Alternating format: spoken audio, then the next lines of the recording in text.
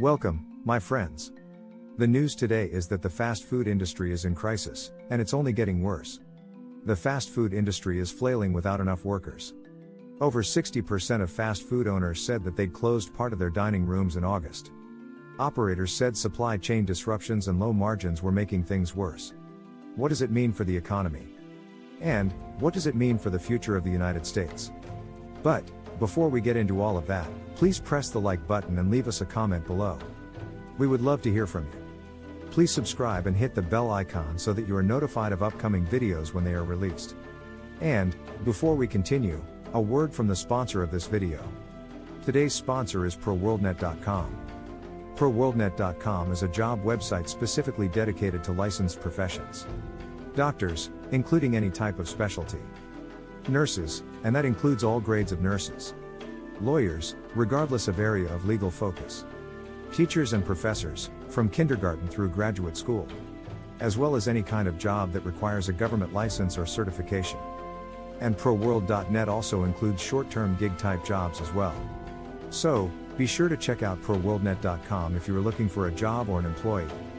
Fast food is facing a major reckoning as understaffed stores, supply chain problems, and the Delta variant of COVID-19 are hitting the industry at the same time, possibly ruining plans of recovery after a notoriously difficult 2020. A new survey from the National Restaurant Association, reported by Restaurant Business Online, shows just how bad things have gotten. Restaurant operators overwhelmingly said that finding staff was the #1 challenge they face, with 75% agreeing.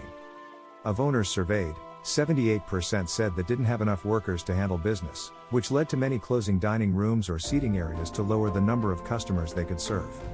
Nearly half of operators said that they reduced dining capacities voluntarily. According to the survey, 61% of fast food restaurants and 81% of full-service restaurants said that they decided to shut parts of dining rooms in August because they didn't have the workers to serve those areas.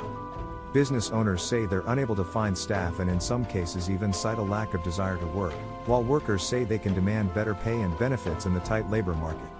This mismatch has led to restaurants decreasing hours and closing dining rooms.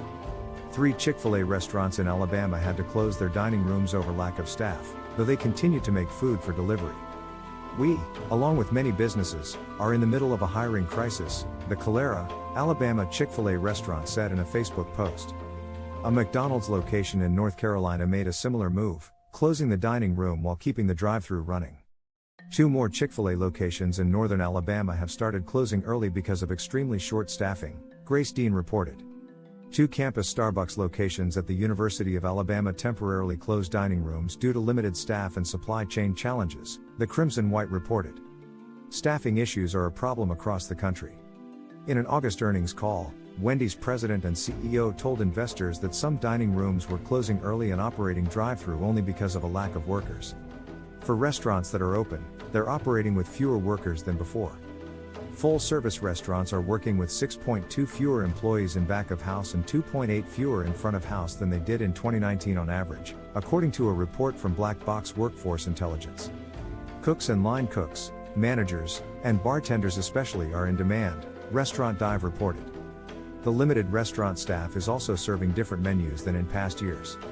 Of operators in the survey, 95% said that they'd face disruptions or problems reordering supplies, and 75% used that as a chance to update menus based on availability. Even as sales are up over 2019 levels in some cases, profits aren't. Prices of ingredients and labor have increased, and 65% of operators said that their profit margins shrunk in the previous 3 months.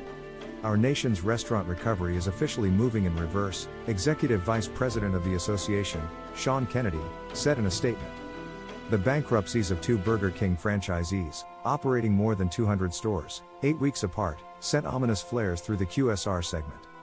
Restaurant Dive interviewed both franchising and financing experts to discern whether the bankruptcies were harbingers of further troubles for RBI and why competitors haven't faced these problems so far. The biggest issue that I think Burger King has now is they didn't have the cushion that most of their competitors had from a significant ramp-up in profitability during COVID-19, said Cardi Davis, partner at C Squared Advisory Group, an investment bank working primarily with franchised business. Davis and Brent Elzas, a principal at C Squared, said Burger King's U.S. business lagged behind the digital capabilities of its competitors prior to the pandemic, leaving the company poorly positioned to capitalize on the boom in off-premise sales in early 2020. "I don't think that they had the right marketing and product emphasis at that point in time," Davis said. "I think the brand was sliding into COVID. And they didn't really have a lot of momentum at that point in time, and I think other brands were more prepared." As the post-pandemic business recovery kicked in and inflation started biting, Davis said Burger King saw its margins erode, making it hard for the chain to close the gap with its rivals. According to RBI's earnings release, the company's adjusted EBITDA net leverage 5.1x, which Desta said was higher than competitors. This means the company may have less room to take on the debt needed to finance expensive projects, such as the partial overhaul of its Burger King U.S. franchise stores as part of its Reclaim the Flame program. "The leverage issue is something that Restaurant Brands International has to look at, in how to restore the Burger King U.S., Desta said. "In the low interest rate environment, it wouldn't be that big of a disadvantage, but they're doing this in a higher rate environment. It definitely makes the contrast more meaningful for the financials of the company," Desta continued. "Rising interest rates have stressed many franchisees by making it harder to obtain financing at low cost, while labor costs, supply chain issues and development costs have all increased," said Eb Igram, executive director of the Tariq Farid Franchise Institute at Babson College. Igram said some franchisees across the industry may be overleveraged, whether from taking on debt to upgrade restaurants, or as a result of eroding profitability due to low sales in underperforming markets. But, Igram said, these problems are common across franchise systems. "I don't see anything that's specific to RBI or, in this case, the Burger King brand." However, Davis said there may have been issues with RBI's franchisee support systems. Burger King and RBI in general have a reputation for very young support people, very smart, but very young and not experienced in the industry. "They turn their positions over quickly," he said. "There has been significant pushback from the franchisee community on that aspect," he continued. "The macroeconomic trends cutting into margins make it harder for restaurants to access credit," Davis said. In a recent earnings call, RBI leadership said four-wall EBITDA was below the company's goals, lingering at about $140,000 compared to the company's 2024 target of $175,000. "Everybody has struggled to maintain margins," Davis said. "If the economy is slowing down, you can no longer pass price increases as aggressively on the consumer as you could a year ago. In many cases, because of operating issues and margin issues and profitability issues, the ability to access credit lines for remodeling for new development is constrained significantly."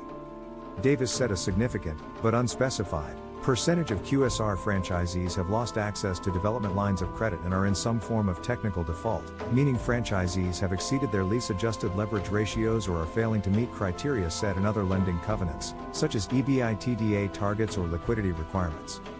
But Elzas said the situation may improve in the long run for Burger King franchisees that seem to have bought into the Reclaim the Flame brand overhaul. "There is a lot of buy-in from the franchisees, he said. Still, the Reclaim the Flame program may put more pressure on franchisees in the short run, given the difficulty of finding credit." Davis said ROI for individual remodels tends to decrease after franchisees have remodeled those stores well positioned to benefit from overhauls, which becomes a point of tension between franchisors and franchisees. "Franchisees are likely to get the higher sales bump and higher return in their first remodeling projects," Davis said. "Deeper into your portfolio, that remodeling becomes more defensive, where you do it to remain competitive. You do it to be in compliance with brand standards, but it's not going to be a very good return on capital," Davis continued. Still, the inflation, labor, supply chain and development costs eating into margins, combined with the difficulty of obtaining credit, are broader industrial problems impacting QSRs across the board. Burger King's recent performance gives some reason for optimism.